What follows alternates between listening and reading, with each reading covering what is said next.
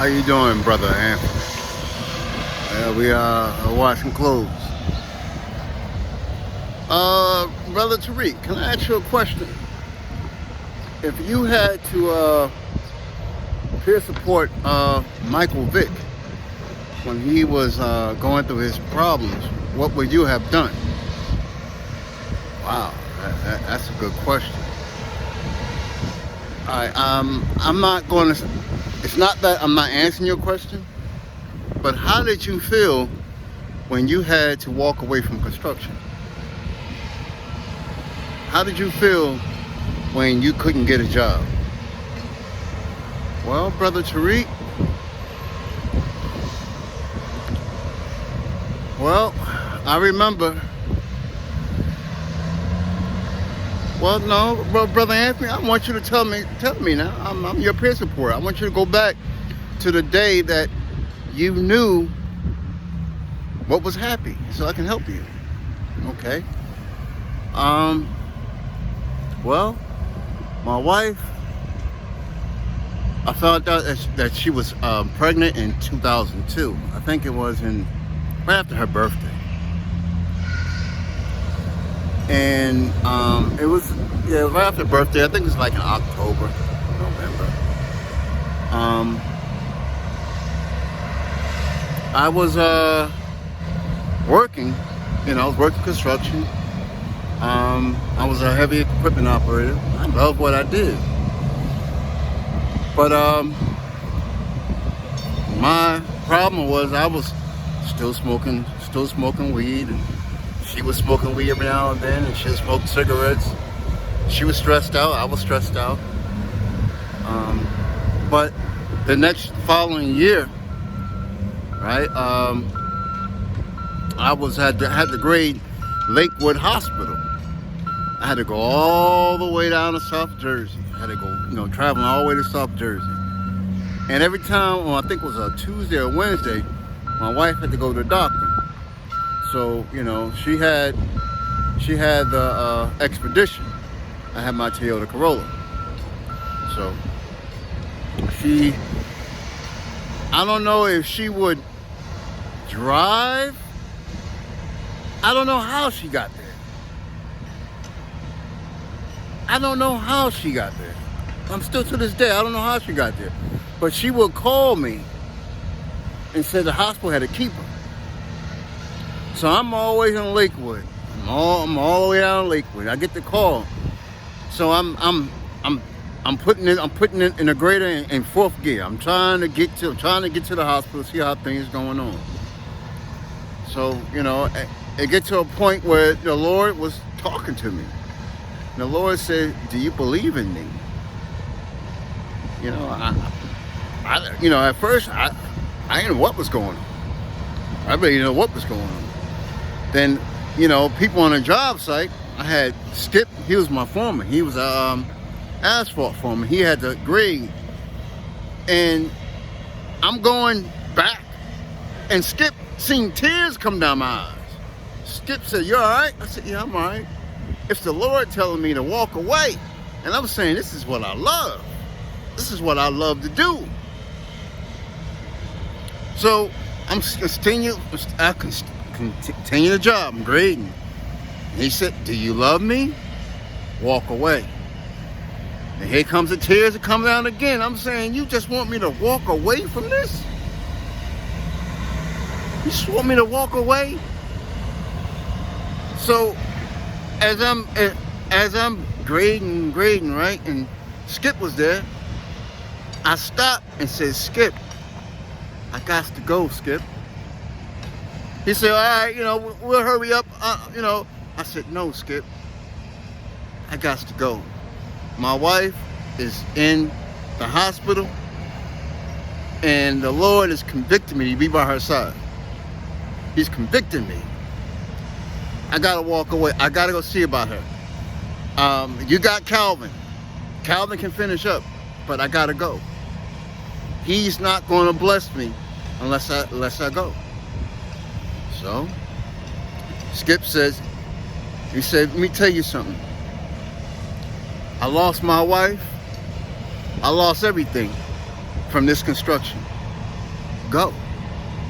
I understand. Go. So don't worry about it. We'll be all right. Go ahead. So I got in my car. I went to the hospital. And I said, well, I went to see the doctor. I said, look, every week she's coming into the hospital. Every week. So I'm here now. You know. I said, now I'm here. And I stayed by her side. And, you know, next following week, I believe she had to go back to the doctor. I said, well, I'm going to go to the doctor with you. She's like, go to work. I said, I already told him. I can't. I didn't tell her at that time. But God convicted me and said, stop and go be by your wife's side. I had to walk away. I cried for leaving that grader. Skip looked at me and seen the tears coming down my eyes. Skip thought that I was something wrong. Nah, I was crying because God told me to leave the grader. Told me to leave it. If you love me, leave it. So, I did what he told me to do. I walked away.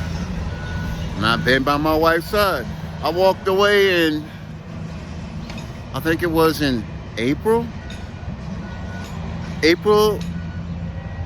maybe in March. No, end of March.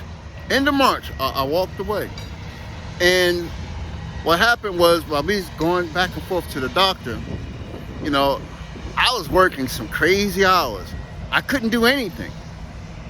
You know, when I get up in the morning, only thing I had to do is pull the truck out the driveway, put it on the street, and tell my wife, here, you know, this truck, go ahead. You know, she had a niece come down from North Carolina, and my son came out, and I said, here's some money, take him to Great Adventures, do whatever.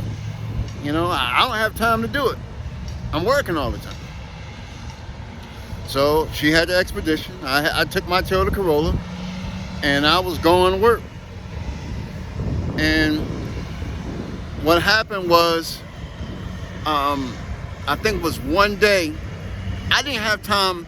I was so lost from her doing the house deals, the house duties.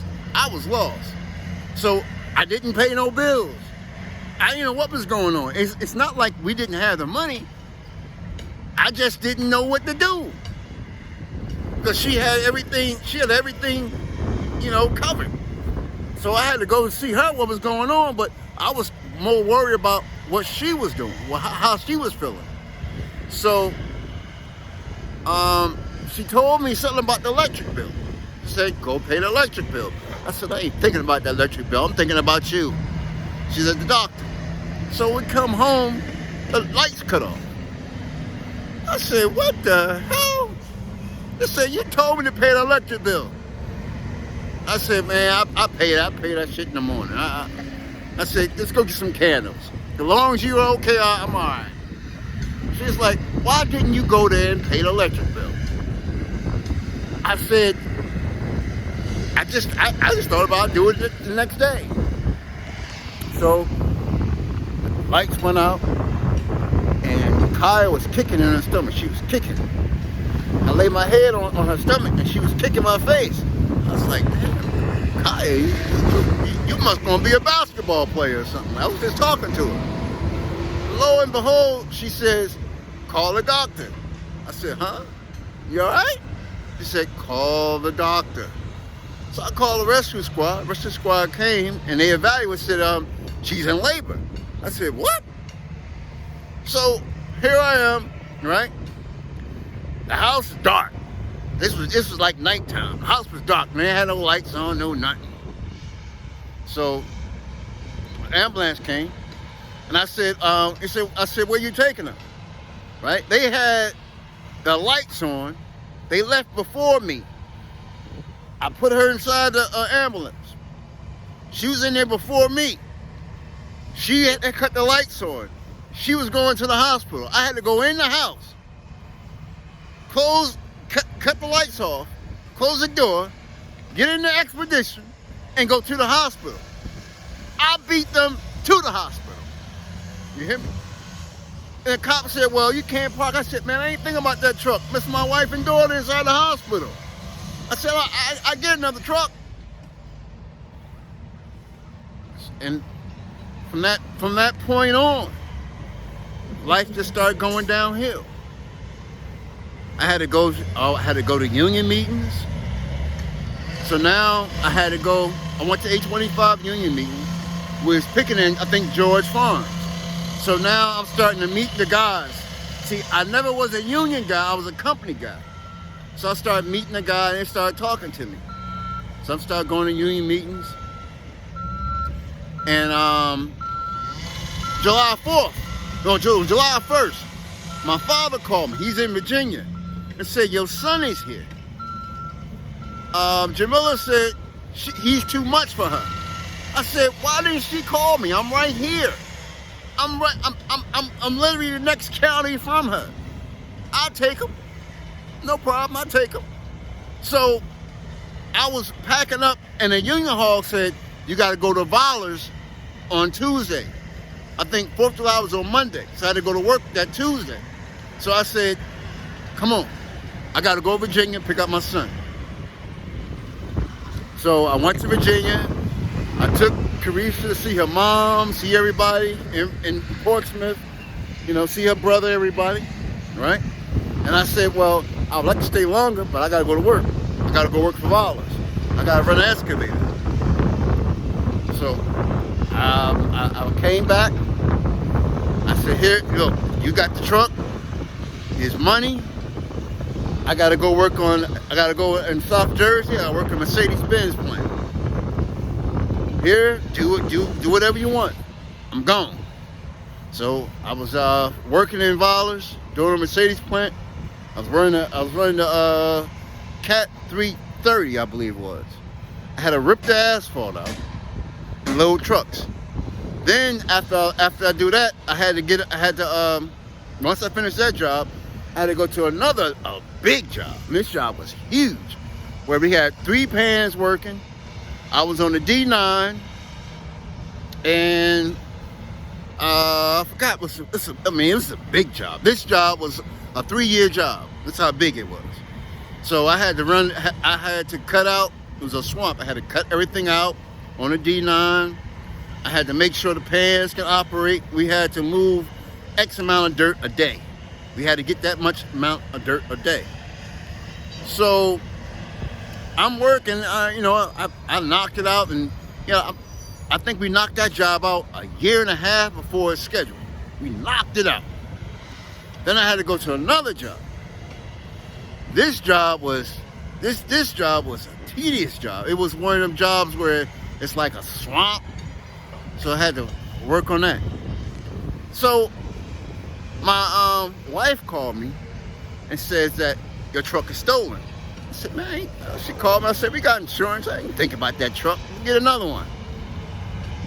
So the foreman from Vollers said, everything okay?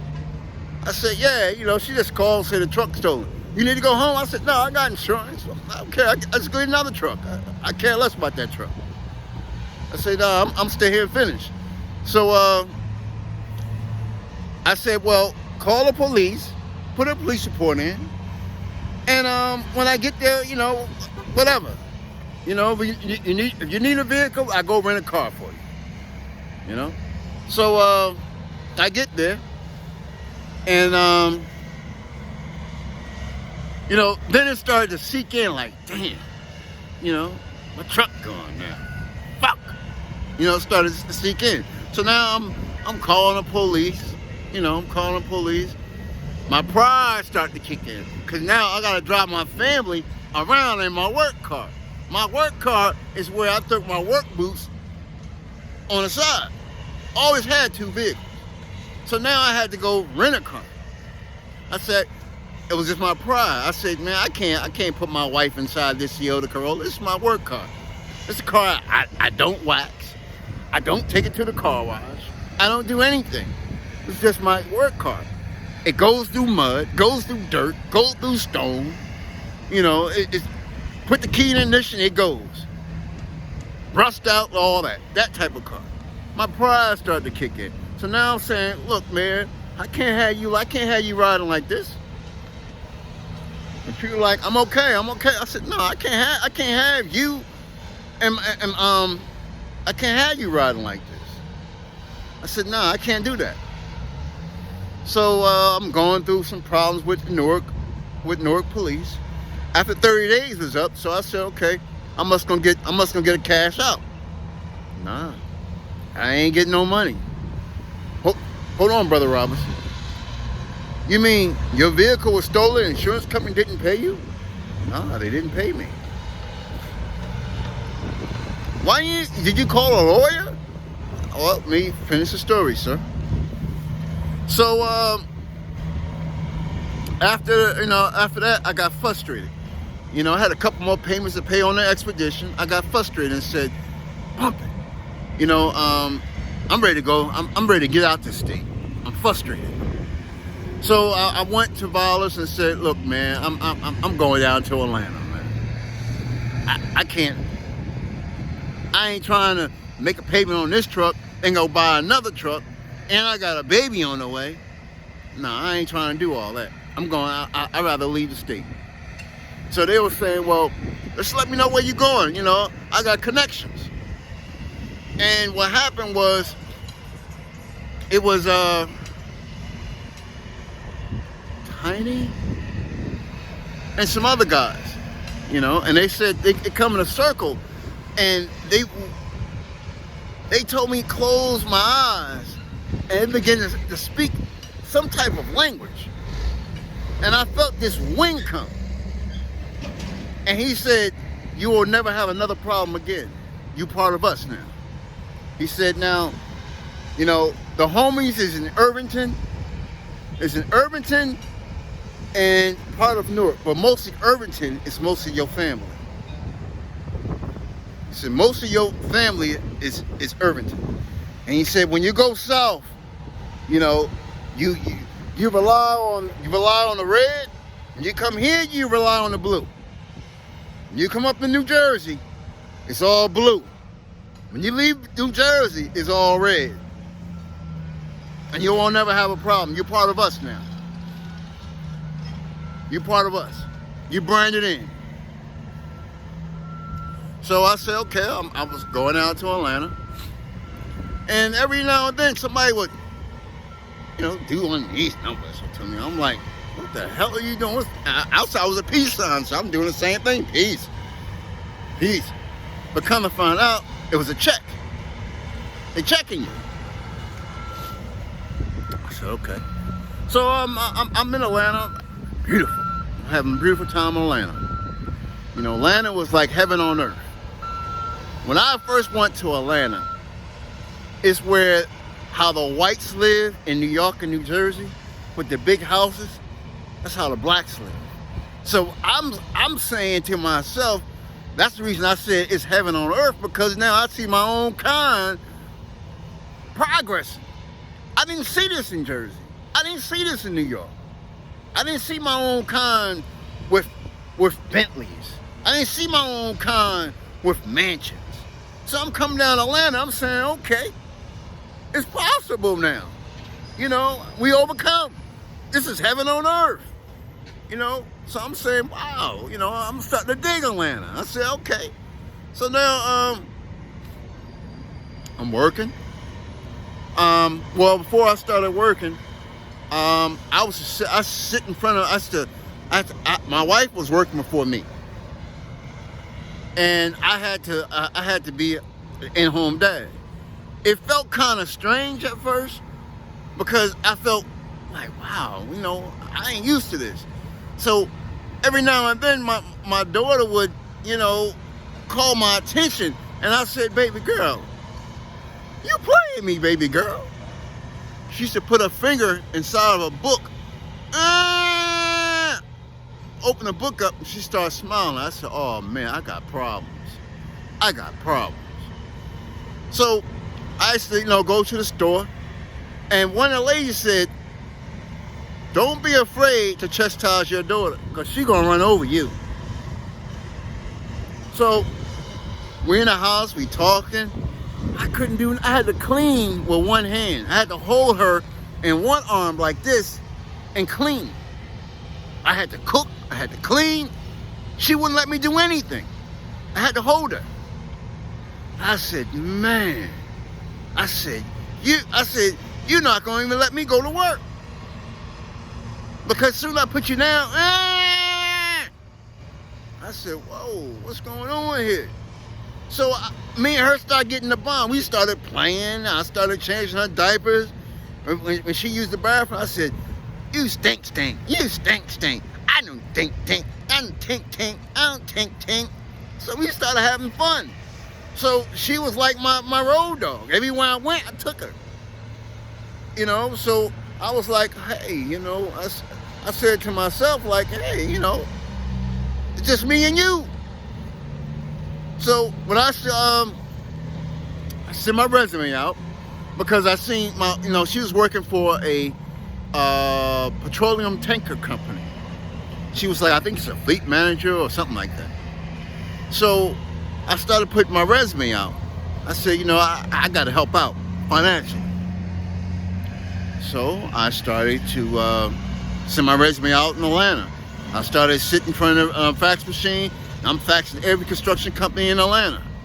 So one of the jobs called me. It was close by. You know, it was close by. So I went in. He said, what can you operate? I said, operate anything you got here. He said, let me see what you can do. I said, okay. I went back to the car. He said, baby girl, what you want to do? You want me to show off? That. I said, I talked to my wife, what you want me to do? He said, go get the job. I said, okay. So I got on it. I had to run the dozer. I ran the dozer well. He said, yeah, you can run the dozer. He said, how about the excavator? I had to get on the excavator. Did the excavator. He said, you can run a grader? I said, yeah, I can run a grader too. Run a grader. Whatever you want. Everything you got here, I can operate. He said, okay, I get you the job. So I got the job. So now I'm working. Now my daughter had to go to the daycare. I had to leave out before my wife.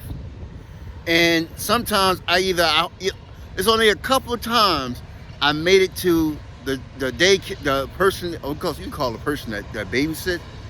There's only a couple of times I was able to pick up my daughter. My wife had to do all that because me working construction, I couldn't get my time right. So it's like once I left Atlanta, shit went downhill. You know, shit went downhill. But when she lost her job, she came to me and said, let's go to Charlotte. And what usually I didn't want to go. But the only reason why I consider it because I brought you from New Jersey to Atlanta. And it was like the Spirit says, you took her out of her comfort zone. You at least have to honor her by her saying, let's go to Charlotte. So I said, all right, we'll go. It's not that I didn't want to be around her family. I was like, damn, I'm starting to love it here. You understand what I'm saying? Atlanta is what's happening for me. So I said, okay. On Christmas Day, we packed up, left the Christmas tree inside the place, and went to Atlanta. And from that day on, Lord behold, this is where I've been. So honestly, you know, I should have never left Atlanta. I should have never left. I should have stayed in Atlanta. But me being married and my wife, she followed me on my dreams. But when she came to me about her dreams of saying, let's go to North Carolina, to Charlotte with family, I said, okay. You know, I'm saying that I can get a job anywhere. Shit. It didn't happen that way. I ain't get back on no machines until I went until what? I went to Virginia, and that was working with my father. No, I went back to New Jersey, worked on the school in Elizabeth. And that was years after that. So it was like, every place I went, overqualified. So that's how it was hard on me. Then I had to get separated from my daughter. That was really hard because me and her had a bond. Me and her was like, you see me, you see my daughter. You see me, you see my daughter. It was like when my son was younger, I used to take my son on machines. I used to let him on the backhoe, let him operate the backhoe. I was going to take my daughter with me in the grader and have her operate the grader. Because I couldn't leave her, so I was going to bring her with me. Because I could operate the levers with one hand. That's how, I'm not saying, but that's how the Lord blessed me. So I could have had her in my lap and had one hand and use my leg to steer it and have her operate the grader. I was going to break her in. I said, if you're not going to leave me, you're going to be a heavy equipment operator. But that's how it went down.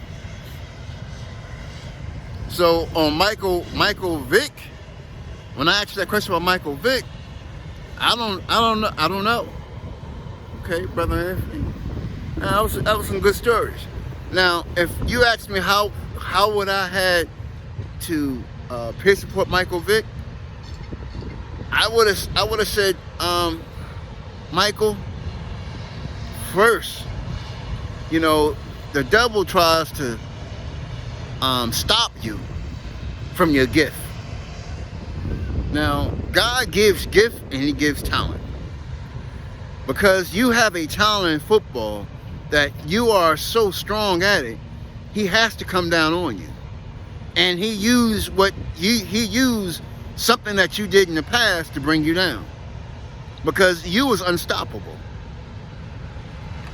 So that's the reason why he came down on you. Now you have to use that talent onto another environment. You understand what I'm saying?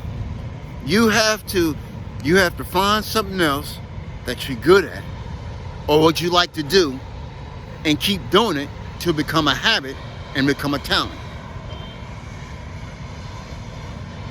That's it. Once I got off the machines, I started looking into trucks.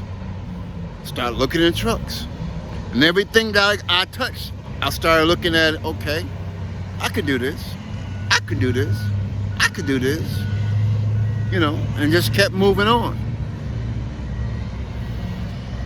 All right. So, how do you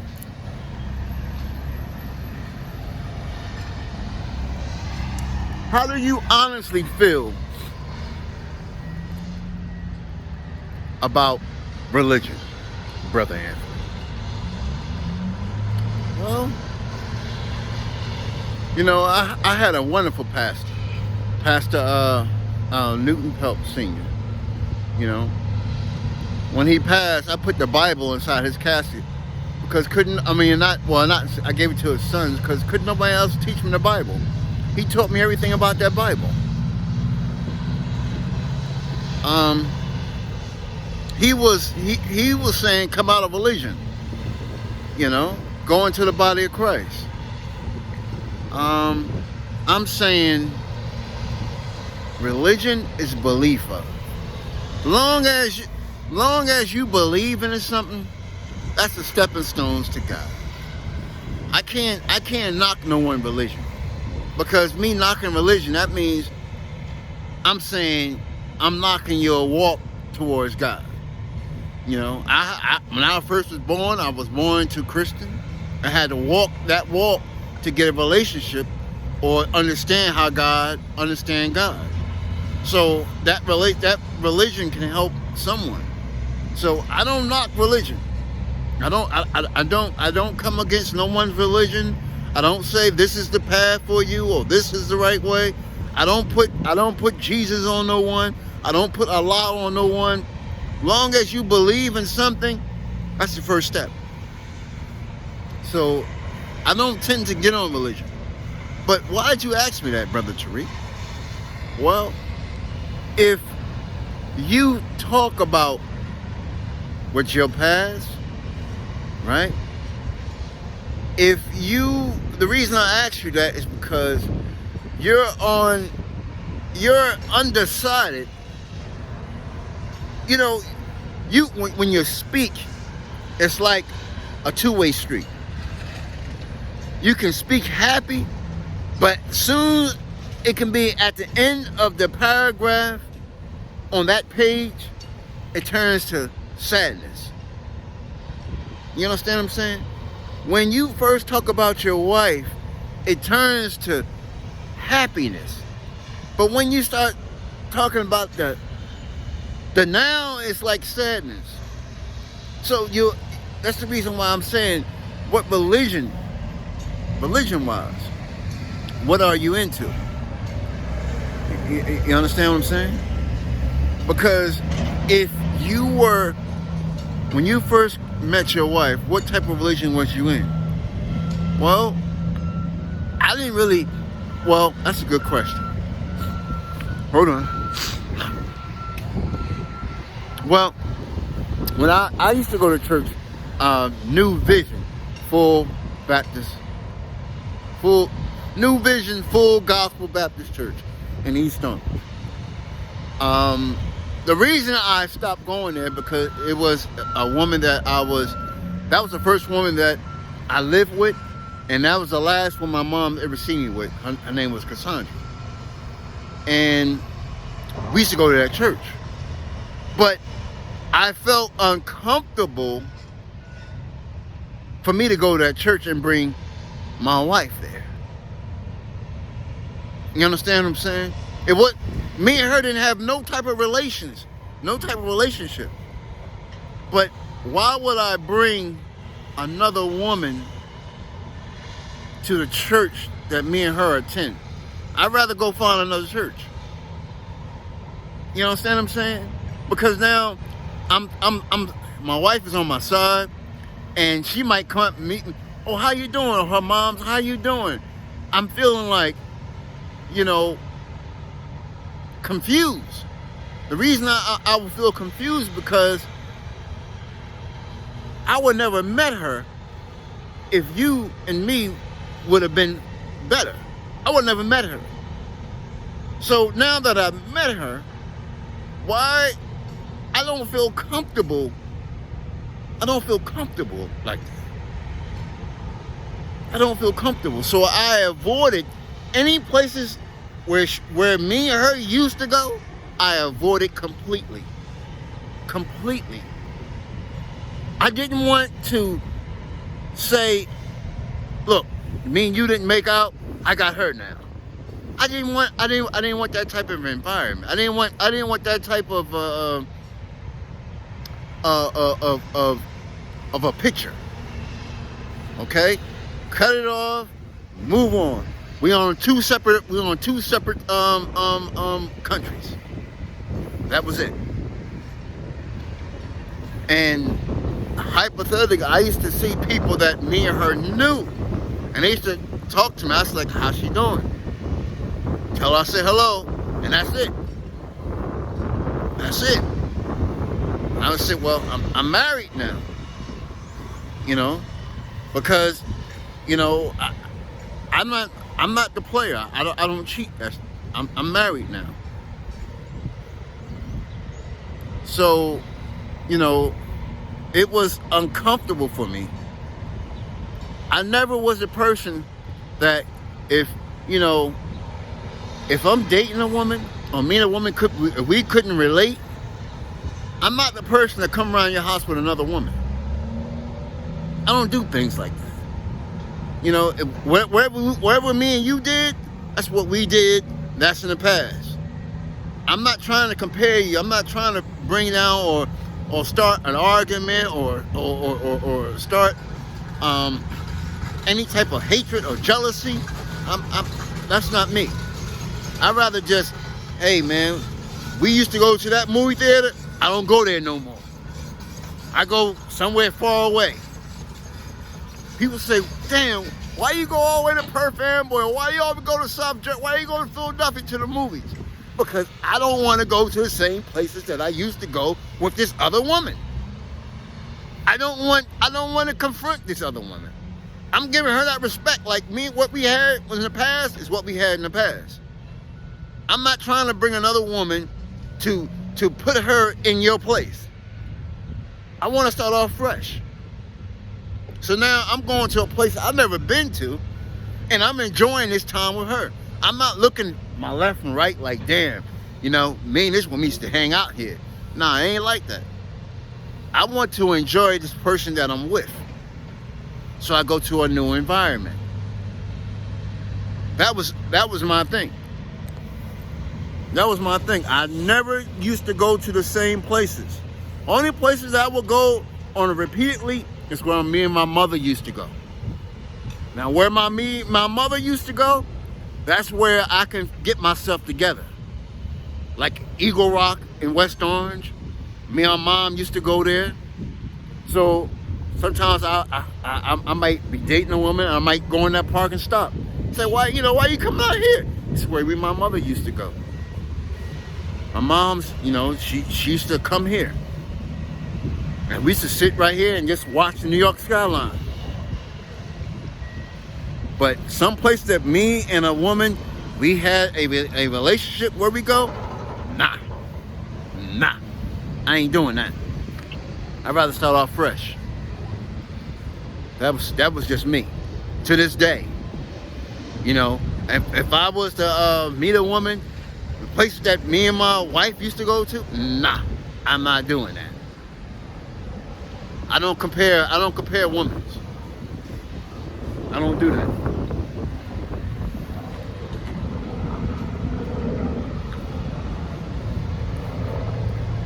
What we had in the past, what we had in the past. Okay.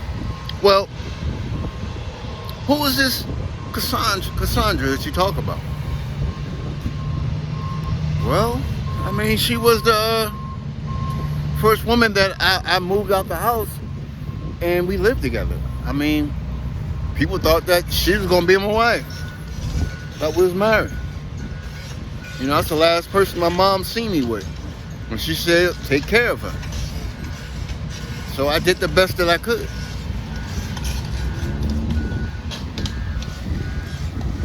I did the best that I could. But hold on, I gotta check my clothes. I did the best that I could.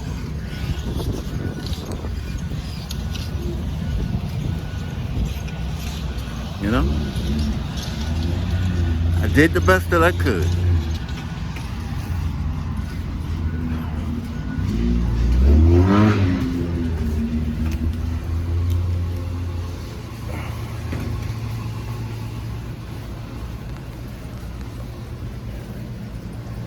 Excuse me, sir.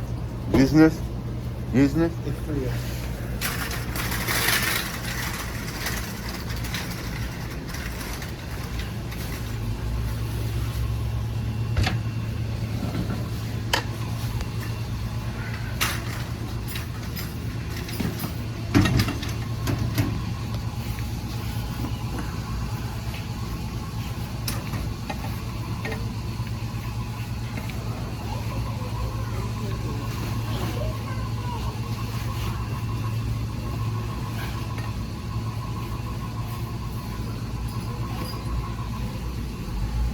Hold on.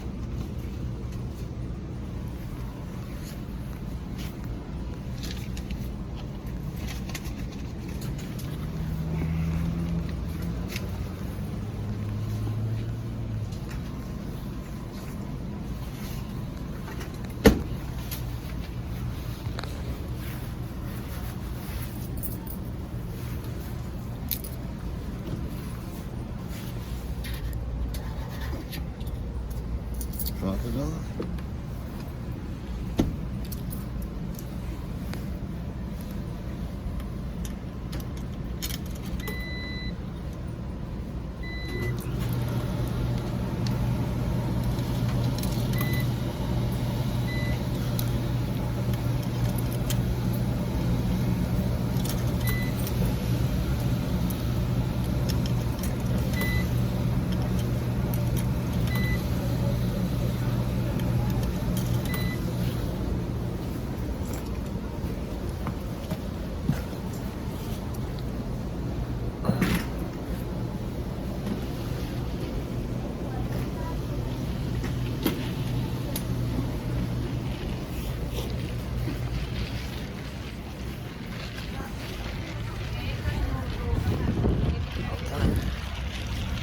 So, okay, so that was me. I always try to respect my past.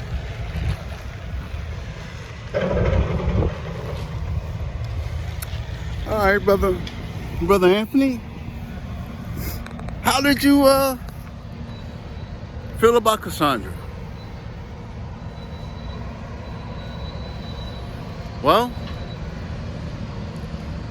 I'm gonna tell you like this. When my mother was living, I have nothing against religion or anything, no pastors, but my mother was a tree blocking a forest of seeing how beautiful God is, because that's how beautiful a woman she was. Okay? That's how beautiful of a woman she was. So, I would have never known the beauty of God if my mother was living. That's how beautiful of a woman she was. Now, I remember I was working in construction, and my brother Richard Davis, call him Max, he was working at Stearns, I believe. And I was looking for a part-time job. I was a laborer. And I was looking for a part-time job. And he told me, man, this is a fine woman works in the stock room, man. She's fine. I said, yeah, all right, whatever. I done seen your fine before. I said, whatever. So I went there. I said, damn, she is. So I just started talking to her, started saying, hello, how are you? And, you know, we started conversating.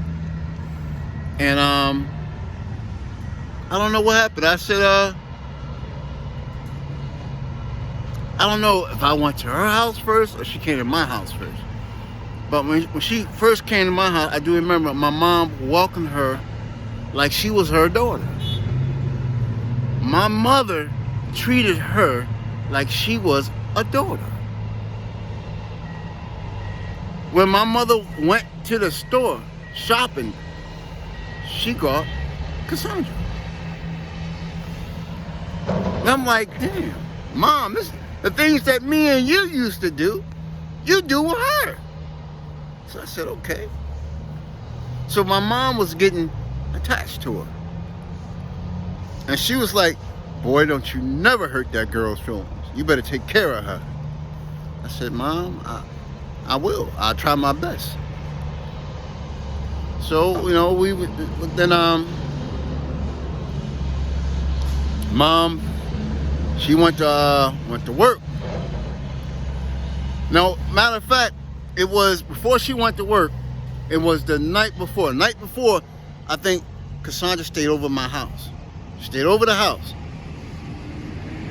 Right? I think she stayed over the night before. In the morning, I took her home. And when I took her home, I wasn't working. It was wintertime. I wasn't working. I remember, it was wintertime. I was a laborer. I wasn't working. And I think I took her home. And when I took her home, my mom used to work nights. She used to work in Parsippany. So she went to work, and I don't know if she called me or she called my father. I think she called my father and said, no, the school called my father. They said, your wife not feeling good. So my father called me and said, I need you to come with me. I need you to drive the van. I got to take your mom's to the doctor. So I said, oh, okay, mom got an asthma attack. All right, no problem, you know. So I rode with my father, you know, and he had a Delta 88. I rode with my father. So I get to the school, I see my mom's, and she holding the back of her head like this. She's saying, man, my head hurt. Mom, you all right? This ain't no asthma attack here, Mom. And she's like, I'm all right, just my head hurt. And that's the last word I heard her speak. That was it. The last words I heard her speak. So I'm taking a van home, right? I parked the van. I get in my car. I'm going to the hospital. It's like, okay, my mom there. I'm going to the hospital. So I get to the hospital. I got my father. I got the doctor. And some other people standing there. I'm saying, like, why y'all here for? What's going on? I said, where my mom at? Everybody got quiet. I said, look, man, y'all better stop playing. Where my mother at? They said, your mother in a coma. I said, what is she talking about? She just told me her head hurt, and I just left her. How from that point to this point, she got in a coma? And I'm like, something ain't right. So I went in that room and I seen her. I said, Mom, her body was shake. Would just shake. Like she could hear me, but she would just shake. I said, Mom, this ain't, come on, Mom. Wake up, Mom. Come on, Mom. No, not like this, Mom. Not like this. The tears started to come down. I'm sitting on my mom's bedside like, Mom, nah, Mom. You just told me your head hurt, Mom. So I stormed at the hospital. Called Cassandra. Cassandra, I need you. I said, what's wrong? My mother in a coma. She said, what? I said, she's in a coma. Her mother, Miss McQueen, told me, come. She began to pray. And I called my brother. My brother was living in Virginia. I said, Mom's in a coma, man. He said, what? I said, Mom's in a coma. And it's Christmas I said, I'm willing to come down to Virginia to pick you up and bring you back. And asked Cassandra, can you come with me? She said, well, I gotta go work in the morning. I said, I'm just gonna shoot to Virginia and come right back. All I think, you can sleep in the car. I just need you by my side. I don't need to be alone right now. She said, okay. I went down there, picked my brother up, and we came back. And she been by my side. If it wasn't for her, I don't know what I would have went through. I don't know what. God put her in my life for a reason, for my mother. So it was like, when I lost my mother, then I lost her, it was like, man, I'm losing everything in my life. Then I had my own place.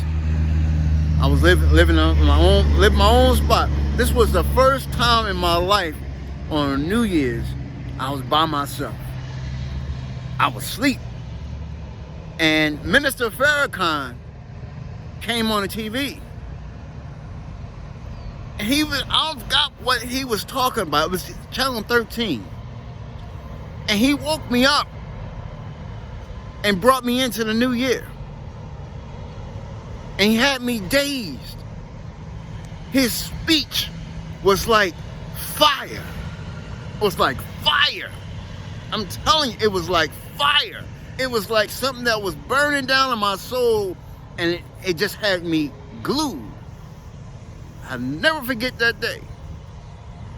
And I said, man, that's a powerful man. Then, you know, I started to, me and her, Cassandra was separated, but I always had love in my heart for that woman. Always had love in my heart for that woman. But we could never, if I see her, it was like love from first sight again. Whenever I see it was like love in the first sight again. So I had to distance myself from her.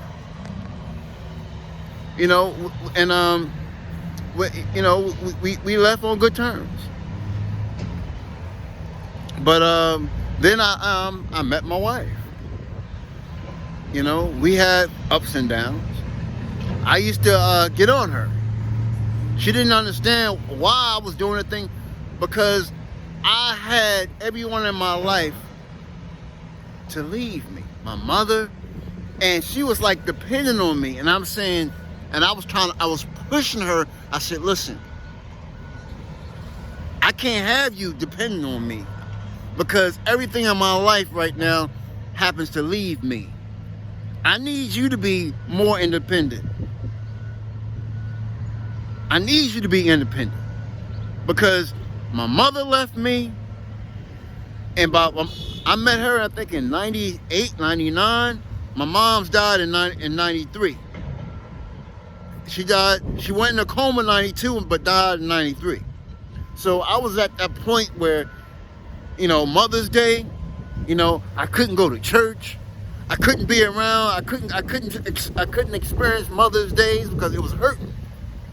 And I'm seeing like my mother gone, the woman that I thought I loved, she's gone. Now you attached to me. I can't have three of you. I can't be hurt 3 times. So I kept pushing her away. She's like, what? She just didn't understand. I didn't have the communication skills at the time. I didn't. Until I got married. I developed the communication skills when my father was in the hospital. When my father was in the hospital, right, they wasn't expecting him to live. I stayed right there by him. I had to cook his meals. I had to do everything for my father. And I said, and I told him right in that hospital, I said, listen, I lost Mom. I am not going to be here all by myself. You're coming out this hospital. And I told him just like that, you got to get a grip on yourself, because you're coming out this hospital. Right now, I am not going to be alone. And I stayed right there with him. And as I stayed right there with him, he said, he's talking about Cassandra, he's talking about Carisha. He said, well, what happened to that young lady you was dating? I said, well, she's in North Carolina. You need to go see her. He said, Pop, I ain't going nowhere, I'm with you. He said, I'm all right. My Pop, he was in the house, he really couldn't do nothing. I started seeing him come out the house, and he was waxing his car. I said, you're all right, Pop.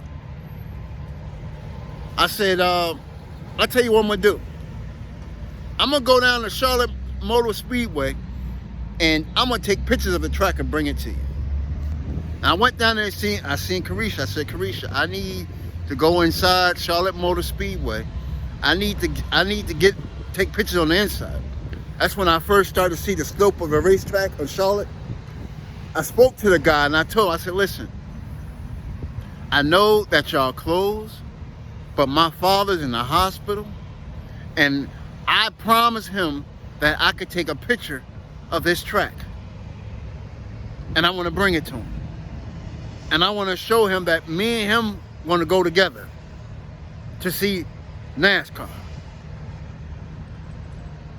Me and him is going to go to NASCAR. He was a Dale Jr. fan, and I was a Jeff Gordon fan and Tony Stewart. So we was gonna battle.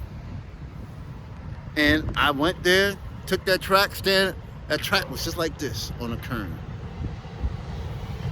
I took the track, I met her. I seen she had the Jetta, that red Jetta, and she was staying in Charlotte. She didn't, I mean, I told her, I said, listen, I'm proud of you. I'm proud of you. She looked at me like I was crazy. I said, I'm proud of you because you're learning how to be independent. That's why I'm proud of you. I'm proud of you. And I told her that I'm proud of you. And she was working, I think, for OnStar. She said she having a problem. I said, listen, I'm not gonna see you without.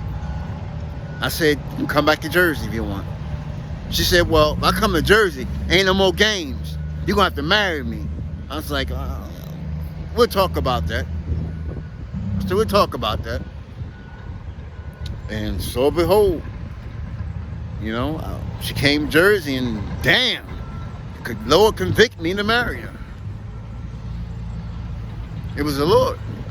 Excuse me. It was the Lord. So everything happened. It was like a movie, a love story movie. How my daughter was born, how we met. It was like a love story. It was like, you know, we was the made for each other.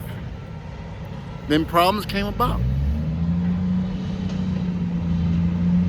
I didn't know it was gonna last this long, our separation. I didn't know I couldn't find income like this. But things happened. It happened. You know, I had to go through, I'm gonna tell you this, Brother Tariq. And the Lord is true, the Lord is real, and the Lord knows my heart. I'm telling you, the best part of my life, other than being my daughter, my wife, and my mom, all that, was me coming to DC to have DBH talk to me about mental health. That was the best thing ever. The best thing ever for me to be a part of DBH. Because I learned problems of other people, and I learned that I wasn't alone. I wasn't alone. What I'm going through, other people are having problems too, and we can help each other. That's what I learned. I thought that I was the only one going through it because that's the only thing I seen. That's the only thing I seen. I didn't see no one else going through problems. But me hearing about problems, I'm gonna tell you, this is before Donald Trump was evil becoming president. When I got into peer support, I wanted to peer support the rich or the military. I told them that I would be a perfect fit for the rich, especially in a stock market crash or the military. From what I've been through, I lost everything. I can encourage them for another day. I can encourage them. And they said like it takes a lot of training to be peer support in the military. I'm telling you, if I can get my story into their mind of how I lost everything, it's just like me being in the military. It's just like me being in the military. Only thing different is that I didn't pull a trigger. But everything mentally, I have endured just like people have been in war. Mentally, I have endured that. But I didn't witness seeing my best friend get blown apart in a pit. I didn't witness that. But I witnessed the mental abuse. The mental abuse. Could you imagine you have a wife and you in the military, you overseas, and your wife having a baby and you saying, damn, I got to get home. I don't know what it's like. I don't know what it's like to be away from my kids. I know what it's like. I know what it's like. So that was my main focus. Main focus was going to be in the military or the rich. That was it. I told them that. But I had a couple clients. I can't talk about them, but I had a couple clients. And I used to give them me. I used to give them me. But I also was trained to make them believe whatever they wanted to do, they can achieve it. But I also gave them me. I gave them 1355 New York Avenue men's shelter. I gave them sleeping outside. I gave them no one to talk to when you get home. I gave them there's no kids. Only thing you is a sperm donor. You have none. I gave them all that. And they began to open up to me. I just gave them real. But it took a toll on me because I'm watching them and I'm saying to myself, I ain't healed yet. See what I'm saying? I ain't healed yet. So it took a toll on me. I'm telling you real talk. It took a toll on me. Man, I'm cramping up.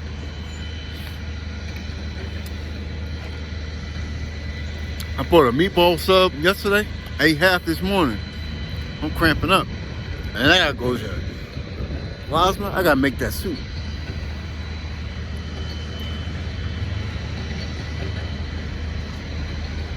My foot cramping. So, yeah, so I know about pain.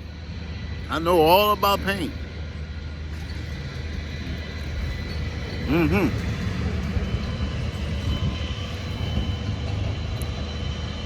But, you know, well, Brother Anthony, I endure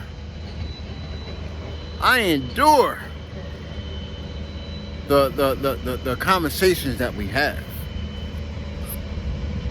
I really do. Because you strengthen me. You might not think that you do, but you strengthen me.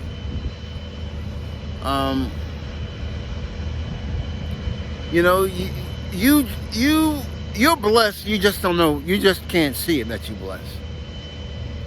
You're blessed. There's going to be a special woman in your life.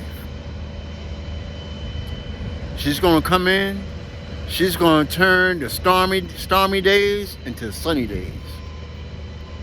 She just got to hold on. It may even be your wife, man. But you just have to put God first. Show him that you are devoted to him. Show him that you are loyal to him. and not to the world, and he'll give you a woman that's not of the world. You understand? Show him that I have interest in the world. Okay? Hypothetically, most people like menage a trois, or they like things to do in the world. Show God that that's not your interest. Show God what you want. And show him and talk to him. And he will give you a woman that's not of the world. So y'all can become one and you can praise him. You can praise him. He's gonna give you a good woman. But you just, stay true to him. And let him do the rest. Give him the glory of all your pain and suffering to what you are now. He don't understand what it's like to be a human, right? He understands what Jesus told him, but now he's understanding what it's like because now you're talking to him. He's understanding more of what a human goes through because you're talking to him. You have him open. Tell him all about a human being. So now he can love us better. You understand? Tell him. And he will give you a woman. She's going to be beautiful on the outside, beautiful on the inside. When she walks into a room, she's going to make the room glow. You understand what I'm saying? She's going to be everything that you ever dreamed of in a woman. Everything. So just hold on. All right? So let's I may take a walk, or I may do business. I don't know. But we'll talk. All right? Enjoy your day.